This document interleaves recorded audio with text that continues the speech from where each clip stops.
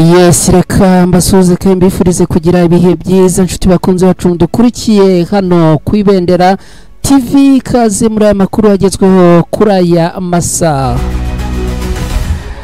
Turi kuwa gatanu tariki 9 Gicurasi muri mwaka wa 2025. Aya makuru agiye kwibanda mu burasirazuba bwa Repubulika Iharanira Demokarasi ya Kongo. Turababwira ko butuvugana isasu riri kuvuza buhuha mu marembo ya Uvira muri Kivu y'Amajyepfo. Arwanya umutwe wa 23 bikaba bivugwa yuko barimo kugenda binjira muri uyu mujyi n'amaguru, ndetse ibirometero bisigaye ngo bagere mu mujyi indani n'ibicya cyane. Turaza kubibabwira. Turaza kubabwira kandi ko abarwanya umutwe wa 23 bamaze gufata igice cya Gatogota muri Kivu y'Amajyepfo muri Repubulika Iharanira Demokarasi ya Kongo. Turaza kurebera hamwe n'ibindi bice aba barwanyi bamaze kwigarurira. Turaza kunyarukira muri Kivu y'Amajyaruguru muri teritwari ya Rubero. Tubabwire ko abarwanyi umutwe wa 23 bamaze kurasa wazarendo zigera kure enye zose muri Kisaka muri Chavinyonge. Ishyaka rya Joseph Kabila Kabange nyuma yo guhagarikirwa ibikorwa byabo muri Repubulika Iharanira Demokarasi ya Kongo bongeye gukomorerwa. Ibi turaza kubyinjiramo ku buryo burambuye. Turaza kandi kunyarukira mu mujyi wa Goma. Tubabwire yuko sensibilisation cyangwa se inama yabaye uyu munsi kayoborwa n'abarimo Lieutenant Colonel Wiringoma, umuvugizi wa 23 mu bijyanye na gisirikare. Rero urubyiruko rutari rukeya rwemeye kwiyunga ku gisirikare cy'abarwanyi b'umutwe wa 23. Ngibyo ibyo tugiye kwinjiramo muri aya makuru agezweho muri aka kanya. Mbahaye ikaze mwese aho muherereye, bice muherereyemo byose. Ikaze muri aya makuru. Ni wamaze kugera hano rero imerera uterekeho like yawe, hanyuma ni utari waterekaho subscribe nawe uyu niwo mwanya wawe. Mugihe uterekaho subscribe yuke gukora kuri ako kantu kameze nk'inzogera bakita sinye dora notification, kakagufasha kugira ngo mu gihe amakuru ageze hano kwibendera TV tujye duhita tuyakoherereza utiriwe ujya gushakisha. Kanya gato rero reka inze twinjira muri aya makuru ku buryo burambuye.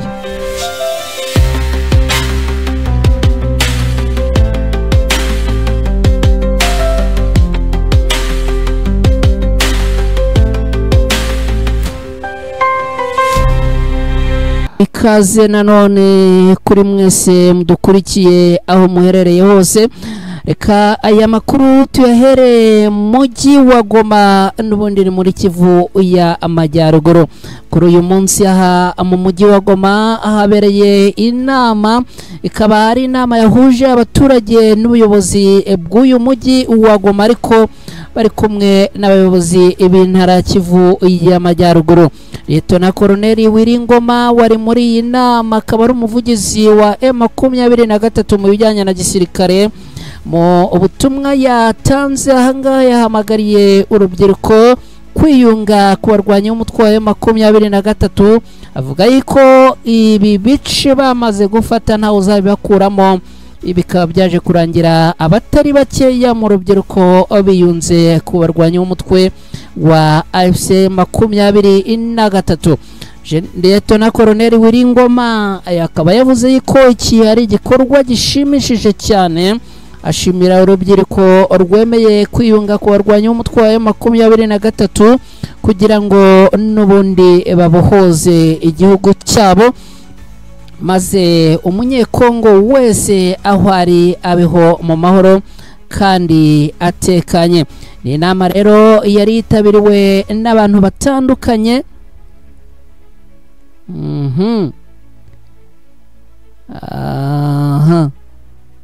Ni inama yari yitabiriwe n'abayobozi batandukanye barimo abaguverineri ba Kivu y'Amajyaruguru ndetse n'abandi batandukanye. Abayobozi bo muri uyu mujyi wa Goma nabo bari bahari. hanyuma rero ubwo igikurikiyeho ngo ni ukurebera hamwe uburyo abasore b'urubyiruko bagomba kwinjizwa. Birumvikana ubwo bagomba kubanza guhabwa amasomo, hanyuma bagahabwa trainings bakabona kwinjira muri iki gisirikare cya ASM 23. hanyuma rero ni munyemerere twihute n'aya makuru. Amakuru yo aba ahari ari menshi cyane rwose.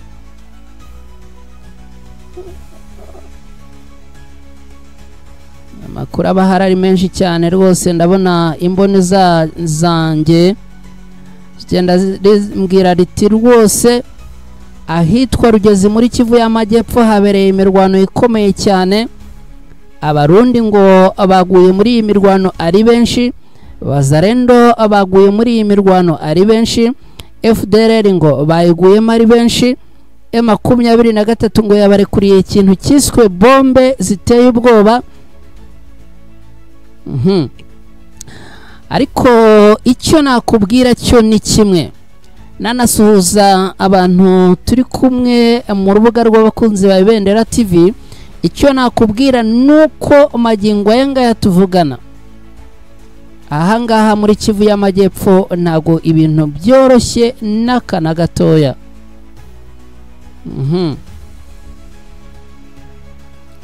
Nago ibintu byoroshye na gatoya. hanyuma rero ni munyemerere twihuse twerekeze muri Kivu y'Amajyaruguru aha mu burasirazuba bwa Repubulika Iharanira Demokarasi ya Kongo. hanyuma ahangaha rero Chavinyonge n'ubundi hongeye kubera imirwano. Ni imirwano yabereye muri aka gace kitwa Kisaka werekeza n'ubundi Chavinyonge, ni muri teritwari ya Rubero muri Kivu y'Amajyaruguru muri Repubulika Iharanira Demokarasi ya Kongo. Urwanya umutwe wa 23 mu gitondo bagabye bitero ahangaha bashaka n'ubundi gufata aka gace ka Chavinyonge kugira ngo neza abagende babona inzira ibazamura za Butembo na za Beni Prito ndetse na za Kitegara na Akihoma kugira ngo n'ubundi inzira iborohere. Magingo yanga rero tuvugana amakuru aturuka ahangaha aravuga yuko n'ubundi imirwano yiriwe ahangaha yarangiye, abawazalendo bagera kuri 4 bafashwe matekwa. Abawazalendo rero kugira ngo bafatwe matekwa byagenze gute? Aka gace kitwa Chavinyonge gaherereye ni ku butaka ariko kakegera neza amazi y'iki kiyaga cya Lac Edward. Izi wazalendo rero ngo zabonye ahagana haruguru, dore ko nabasobanuriye yuko ahangaha Chavinyonge urwanya umutwe wa 23 barimo kuhagaba ibitero binyuze mu nzira ebyiri. Hari inzira y'amazi irimo guturuka hepfo ahangaha za Nirusengesi, hepfo ahangaha iri zina rya hepfo rikunda kunyibagira rwose. Runyasenge bari guturuka hepfo za Runyasenge bakazamuka Chavinyonge. hanyuma rero bamwe barimo kunyura inzira y'amazi, no kuvuga sirikare barwana banyuze mu mazi, bamwe bakaba bari kunyura hasi mu mazi, abandi bakaba bazamutse kujya guhera za Katero no muri ibi bice bya Wohevi.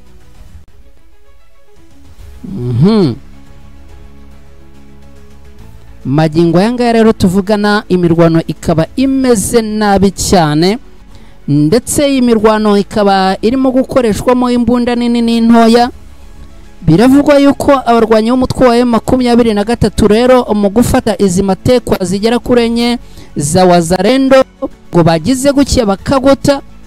Noneho mu gihe barimo kugota, abarwanyi b'umutwe wa 23 ababanje gusharinga, babanje kohereza urusasu n'abaturutse haruguru ahangaha za Uhevi na za Katero. Hanyuma rero zitangiye gusharinga, izi wazarendo ngo zari zirahacava inyonge indani, zitangira kwiroha mu mazi zivuga ziti reka natwe tujye kubaturuka inyuma. Biroha mu mazi ariko batamenye yuko abarwanyi b'umutwe wa M23 n'ubundi hari abaciye muri iyi nzira y'amazi. Bahita rero bose babakwata, no kuvuga ngo izigera kuri enye za wazarendo tayari buzamaze gufatwa amatekwa. Ahangaha kandi biravugwa yuko n'ubundi ngo haguye za wazarendo nyinshi zarasiwe ahangaha, nubwo mibare magingo yangaya itari iyajya ahagaragara ku buryo busesuye. Abaturage rero batuye hacava inyonge nyuma yo kubona aya masasu n'ubundi akomeje kugenda asharinga aha muri aka gace muri uyu mujyi mutoya wegereye Lake Edward. Ahangaha abaturage bo ngo batangiye guhunga, tangiye kuvanamo akabo karenge rwose. Bamwe ngo barimo kwerekeza za Ishango, abandi bakazamuka rugura ahangaha mu misozi ahangaha za Kasindi. Nkubwire yuko rero ibintu ntago byoroshye ahangaha rwose. Abarwanyi b'umutwe wa M23 barimo baratanga isomo rikomeye ry'intambara n'urugamba. Reka twihute dore ko nta gutakaza umwanya. Bijyanye n'amakuru ya politike na diplomasi yo ndayagarukamo mu kanya, ariko ni munyemerere tubanze twerekeze mu mujyi wa Uvira. Mu mujyi wa Uvira amagingo yangaya ubundi niho buri muntu wese abashaka kumva, kubera yuko niho ruzingiye. Ariko mbere yo kwinjira mu mujyi wa Uvira mbanje nkababwira, ariko ntacyo, reka tubanze mu mujyi wa Uvira. Aha mu mujyi wa Uvira rero amakuru aturukayo aravuga yuko neza abarwanyi b'umutwe wa M23 tayari bamaze kwinjira marembo y'uyu mujyi wa Uvira. Bivuze iki? Bivuze ko Kavivira abarwanyi b'umutwe wa M23 bamaze kuhinjira. Bivuze yuko tayari Rama Uvira abarwanyi b'umutwe wa M23 bamaze kuhinjira. Praje Ifunanya tayari abarwanyi b'umutwe wa M23 n'ubundi bamaze kuhinjira. Abarwanyi b'umutwe wa M23 barimo kwinjira ahangaha muri uyu mujyi wa Uvira, mu gihe indani mu mujyi wa Uvira n'ubundi harimo abasirikare ba M23 abandi babashinzwe gukora mapping, bagenda bareba uko ibintu byifashe. Mwebwe arababita za maneko. Aba rero tayari n'ubundi indani mu mujyi wa Uvira barimo. Harimo ngo abinjiyemo ari abashoferi batwaye moto, hari abinjiyemo ari abacuruzi bari mu bucuruzi, hari abinjiyemo bari mu nzira zitandukanye. Icyo nakubwira nuko ahitwa Avenue Warungu Tungane Hotel afanga n'ubundi abarwanyi b'umutwe wa M23 bamaze kuherekeza radari zabo. Bivuze yuko magingo yangaya isaha n'isaha n'ubundi abarwanyi b'umutwe wa M23 baba bageze mu mujyi indani. Ikindi gitangaje nuko abarwanyi b'umutwe wa M23 barimo kwinjira muri uyu mujyi n'amaguru. Ubaze aho abarwanyi b'umutwe wa M23 bari ndetse naho umujyi indani wa Uvira uri, biravuga yuko hari ibirometero 73 mu gihe waba ugenda n'amaguru. Ni ukuvuga ngo uturutse ruguru ahangaha muri ibice ashobora kuba ari ruguru cyangwa ari hepfo, ariko uturutse muri ibice bya za Kavivira ugenda winjira mu mujyi indani. Ni ukuvuga ngo aho abarwanyi b'umutwe wa M23 bageze neza ubariye hagati na hagati muri centre y'uyu mujyi wa Uvira, naho bageze ni birometero 73 kandi nabwo ugenda n'amaguru. Uze ko ubwo mu gihe waba ugenda n'imodoka shobora gusanga ari hafi cyane. Rwanya umutwe wa M23 rero bakaba bakomeje gushambura abinjira muri uyu mujyi, nyamara ariko kandi biragwa yuko n'ubundi ubu tuvugana abaturage bo bakomeje kugenda bashwekura bava muri uyu mujyi, dore ko mu mboni zabo barimo kureba uko ibintu bimeze, bikabaha ishusho y'uko aha muri uyu mujyi hashobora kubera urugamba rukomeye cyane. Barimo rero abakuramo akabo karenge. Hari amakuru angeraho avuga ko bamwe barimo kwerekeza mu gihugu cy'u Burundi. Hari amakuru avuga yuko abandi ngo bari gufata indege, ubwo birumvikana nabifashije gafata indege aberekeza za Kinshasa, aberekeza mu Bubiligi. Abenshi ngo barimo kwerekeza mu Bubiligi na Afrika y'Epfo, abandi bakerekeza Kinshasa. Cyo nakubwira nuko urugamba rukomeye cyane ahangaha muri uyu mujyi wa Uvira, kandi abarwanyi b'umutwe wa M23 n'ubundi koresho binyuranye kandi bikomeye bakaba barimo kwivuna umwanzi ahangaha mu mujyi wa Uvira. Ngibyo rero ko ibintu byifashe aha mu mujyi wa Uvira.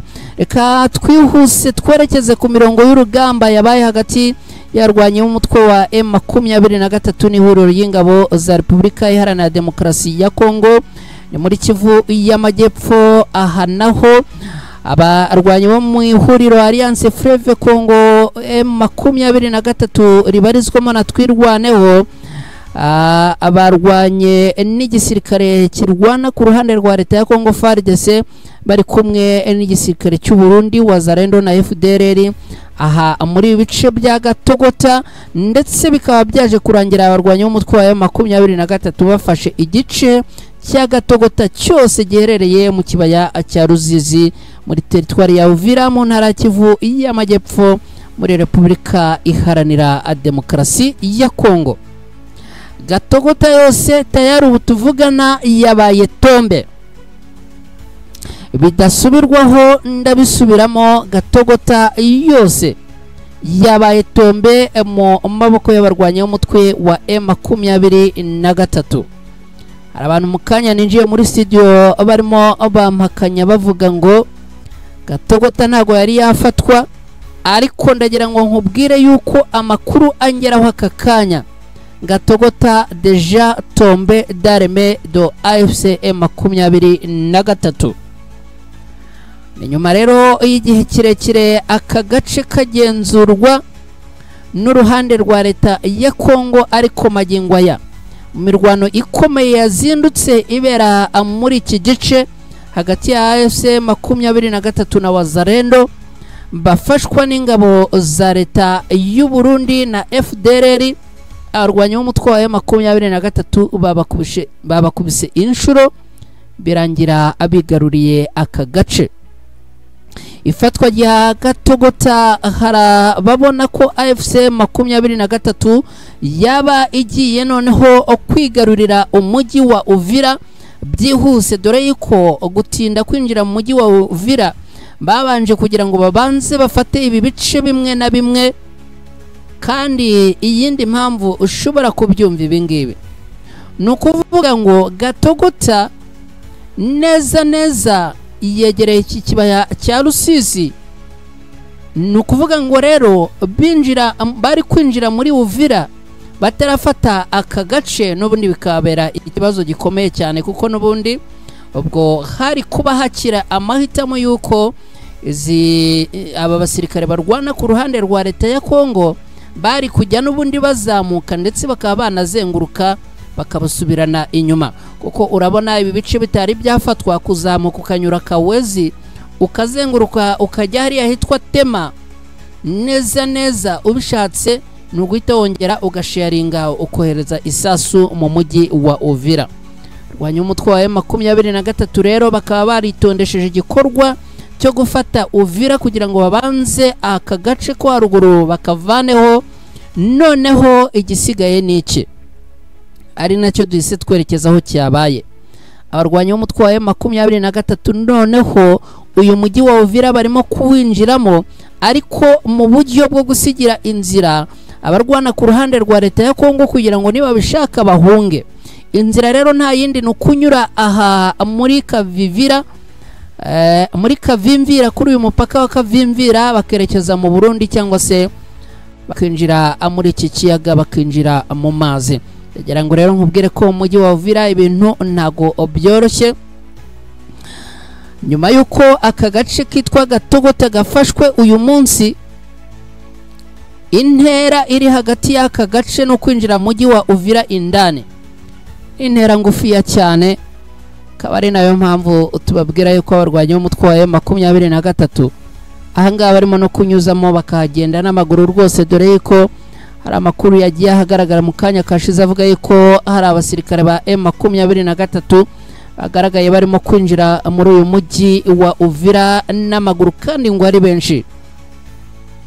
Ngibyo rero ko byifashe muri uyu mujyi wa Uvira, ndagira ngo nkubwire yuko isaha n'isaha wajya kumva uyu mujyi wa Uvira barawufashe, kubera yuko nubundi ntago twakwitega ko aha muri uyu mujyi wa Uvira hazaberamo imirwano ikomeye cyane, kubera yuko nubundi M23 yamaze kugota ahantu hose. Ikindi kandi abasirikare barwana ku ruhande rwa leta ya Kongo neza neza iyo bamaze kubona wabagose nabo wagira ngo nabanyabwoba bahita birukanka. Ngibyo rero ibirimo kubera ahangaha muri Kivu y'Amajyepfo muri Repubulika Iharanira Demokarasi ya Kongo. Ibi rero bikaba bikomeje kuba byiza cyane nyuma yuko nubundi barwanya umutwe wa M23 hari ibindi bice byo muri teritwari ya Warungu bafashe, nko muri sheferi ya Ruwinja izwiho kuba yibitseho ubutunzi kamere bw'amabuye y'agaciro. Muri Kaziba abarwanyi b'umutwe wa M23 barahafashe, kandi hakaba hahana imbibi n'umujyi cyangwa na teritwari ya Uvira. Rero bikaba ari byo bigaragaza neza ubuhangange bw'abarwanyi b'umutwe wa M23 kujya kwinjira muri uyu mujyi bamaze kubitegura neza. Twihuse rero ni munyemerere n'ubundi tunyarukire muri Rugezi turebe uko byifashe, dore yuko n'ubundi haramukiye imirwano. Aha muri Rugezi haramukiye imirwano ikomeye, akaba ari igice kigenzurwa na Twirwaneho, nyamara abarwana ku ruhande rwa leta ya Kongo bakaba babyutse bagaba ibitero, no kuvuga FARDC, FDLR n'ingabo z'u Burundi, ariko bari kumwe na Wazalendo bagabye ibitero mu gitondo cyo kuri uyu munsi, ariko biza kurangira n'ubundi Twirwaneho na M23 ibi bitero ababishuje inyuma.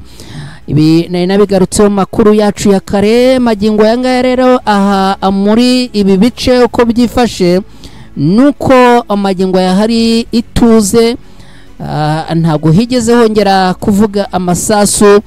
Magingo yangaya hari agahenge cyangwa se umutekano, dore ko Twirwaneho na M23 n'ubundi ngo abakubise inshuro izi ngabo, zimwe barazirasa izindi zimanika amaboko, ariko izindi ziyabangira ingata.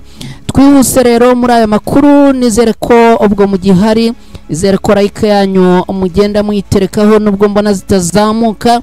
Terekaho like rwose zamuke, hanyuma niba utari waterekaho subscribe yawe hano ku Ibendera TV, uyu niwo waba umwanya wawe mwiza kugira ngo ubikore. Twihuse rero n'ubundi reka atwerekeze muri iyi nkuru.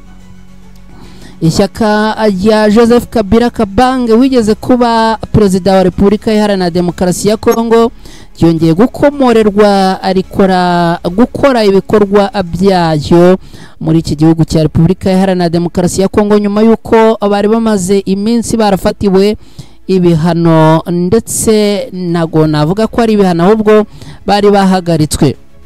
Ishyaka PPRD ya Joseph Kabila wayoboye iki gihugu kuva mu mwaka w'2001 kugeza mu mwaka w'2019 ryasubukuye ibikorwa byaryo nyuma y'iminsi 15 rihagaritswe by'agateganyo na leta y'iki gihugu. Tariki ya 19 Mata, kuvuga mu kwezi gushize muri uyu mwaka, nibwo Minisitiri w'umutekano w'imbere mu gihugu Jacquemain Shabani yafashe icyemezo cyo guhagarika by'agateganyo bikorwa by'ishyaka. Uyu Jacquemain yahagaritse iri shyaka avuga yuko ngo ari icyemezo ngo kijyanye no kuba ngo Joseph Kabila Kabange yarinjiye mu mujyi wa Goma, ngo bigafatwa rero nk'ubugambanyi. Ministre Shabani yasanishije iki cyemezo n'uruzinduko Kabila ngo yagiriye mujyi wa Goma ugenzurwa n'abarwanyi b'umutwe wa M23 bahanganye n'ingabo za leta ya Kongo. Bityo rero avuga ko ngo ubwo Kabila yakoze ibingibi ngo ni bikorwa bifatwa n'ubugambanyi, ubwo rero ngo niba akoze ibikorwa by'ubugambanyi n'ibikorwa bye byose bigomba guhagarikwa.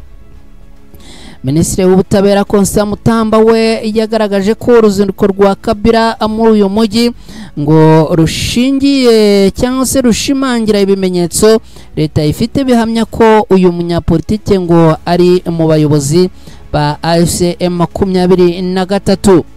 Umunyamabanga uhoraho wungirije muri iri shyaka yitwa Ferdinand Kambere yatangaje ko ibikorwa bya PPRD byasubukuwe, bikaba rero ngo byarasubukuwe ku itariki 6 Gicurasi bitewe nuko ngo iminsi yari yarahagaritswe aribwo yarangiye. Bivuze ko rero ngo bahagaritswe by'agateganyo. Ku guhagarikwa by'agateganyo rero akaba nta kindi cyiyongereyeho kivuga yuko bahagarikwa burundu. Ibi rero bikaba aribyo byaje gutuma korwa byabo byongera gusubukura.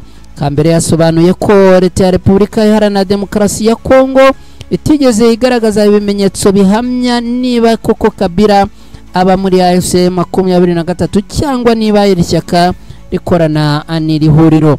Nubwo iri shyaka yasubukuye imirimo yaryo, leta ya Repubulika Iharanira Demokarasi ya Kongo yambuye kibanza kirimo icyicaro cyayo gikuru Kinshasa, inasaba umushinjacyaha gutangira inzira igamije kurisenya. Ago byoroshye iri shyaka rya Joseph Kabila ngo barashaka kurisenya. Ministre Mutamba yasobanuye ko iri shyaka ngo rigomba gusenywa cyangwa se guseswa ngo kuko Kabila ari we uyobora AFC M23 kandi ko ngo abayobozi bakuru b'iri shyaka bashyigikiye iri huriro ya AFC M23. Abayobozi n'abarwanashyaka ab'iri shyaka bo rero bakaba bakomeje kwinumbira ibi, bafata nkaho ari akarengane iyicarubozo n'ihutazwa barimo gukorerwa mu gihe ibyo bashinjwa nta bimenyetso ngo bifatika bihari bigaragaza ko koko ibi byaba ari ukuri. Nshuti bakunzi bacu mudukurikira hano makuru ku Ibendera TV, ni munyemerere mbashimire ngizo updates zari zigezweho, ubwo nizere ko zindi n'ubundi turakomeza kugenda tuzibakurikiranira. Hanyuma rero nizere ko mwiriwe neza, nizere ko abagiye mu kazi mwagize akazi keza, ariko n'abatageze akazi namwe twizere ko mwagize neza. Hanyuma niba hari abarwayi cyangwa abandi bafite ibibazo bitandukanye twifurije kwihangana, hanyuma ubuzima bugakomeza. Ndabashimiye cyane rero, n'amakuru twari turi kumwe nitwa Mukada, hanyuma tuze gusubira mu yandi makuru n'ubundi yabagezweho uko amasaha agenda asimburana.